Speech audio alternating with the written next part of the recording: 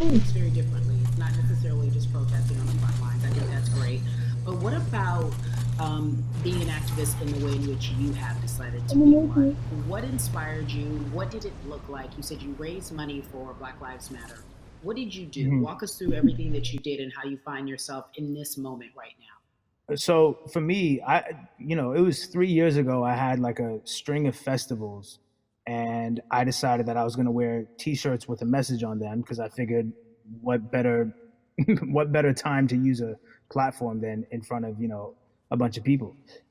So one of the T-shirts I wore was, "If you want to change the system, speak up. White silence is pro-racism." The whole thing. And it didn't really it kind of got swept under the rug back then. But when all this stuff started happening again, and it's been happening, the police brutality against innocent black people, I was like, man, I'm not the biggest artist in the world, and I certainly don't have the most white fans in the world, but I got a good amount of people that I can definitely mobilize and turn into some money. And I know they're down for the cause because it's merch, it's a good thing. And I've always been outspoken anyway, And so, how am I going to be in black culture and not be outspoken about racism? And then I got to ask you this because you grew up in Atlanta, so that gives you a heads up, depending for so many people, because you're in the crux of that beautiful black city where there are so many wonderful black leaders, home of so much great music and things that speak to our culture right now. And we are really, really getting our word out, especially with this platform today, and saying Mhm. that we must use our voice to vote. Talk to me about what the importance of voting for you in this upcoming election. Yeah, so full transparency, I had never voted before, ever. Um, and because I was one of those people who was like, my vote doesn't matter, and I don't know, maybe it's because I was younger, maybe it's because I really thought that, or I don't know, but I just think that it's got to, now this is a bit of a privilege to say it's got to a breaking point for me because obviously it's been past the breaking point for black people, but I think that as a whole, the young people need to get out and vote because we're the ones that never show up. You know what I mean? We never show up to vote, but we're the future. So it's like, look, we got to go out there and vote, and then whatever happens, happens. But at least we did our part. You got to do your You part. know, you're very candid in saying that you just decided to vote, and I think there's a beautiful irony in the fact that you have fans saying, "Because of you, I'm voting." Right. And there's something beautiful about that. But I want to know why now for you? Why in this moment is it important for you to vote? And what hit your spirit to say, yes, this is the time to do it? Honestly, because I think that George Floyd really woke up a lot of people who, including myself, who I was vocal and outspoken about racism. I put it in my lyrics. I put it on T-shirts. I would talk about it in interviews. Like, I was vocal about it. But that video in that moment, I think me along with a lot of other people just kind of was like, all right, like words are simply not enough anymore. We gotta do something. Fly, baby, fly. Raising money, whether it's voting or all the above, like we got to do something, and I'm ashamed that it took that for me to be like, I need to raise money and I need to vote. It's a shame, and I don't know. I guess it snapped a bunch of people out of it. And even if you Where are you going? vocal and whatnot, it's time to actually put your money where your mouth is. It's time to go vote. I still hear the voice. It's time to just stop talking. Yeah, me either. And it's been time for that, but like I said, I'm ashamed that it took me this long to actually really be about it. But I'm here now.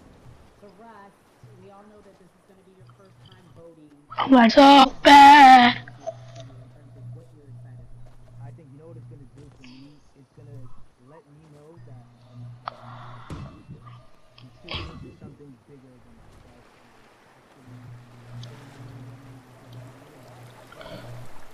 I'm still here. I'm still here. A little bit. I hear. I got good hearing. But I don't got no good eye. It's like.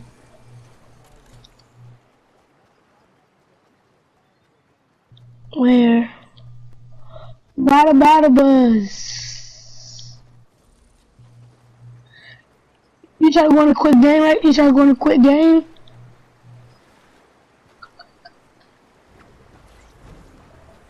30 more minutes. Party and move. It's about to be a movie and Party Royale.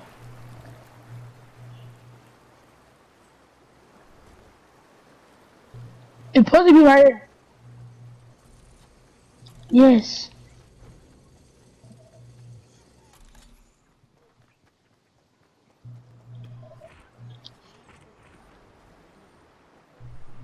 It's 6. Oh my god, bro. How can I find it? The jetpacks.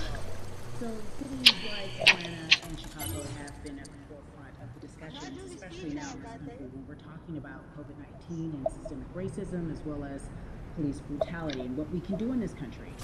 Again, we're continuing our conversation, letting you know that your voice is your vote and your vote is your voice. We can change where we are in this country. Currently, I'd like to welcome Chicago Cubs right. Oh my God, his ball is clean. I brought in Atlanta and Chicago because I know you grew up in the metropolitan area of Atlanta, more specifically McDonough. Let's be technical, and you have been very vocal throughout this entire time in terms of what our country's been experiencing. Let's look at the past month and a half, if you will.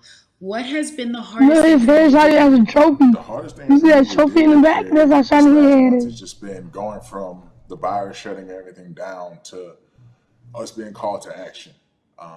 We've had multiple police brutality situations. We've had people protesting, wanting to get the message out.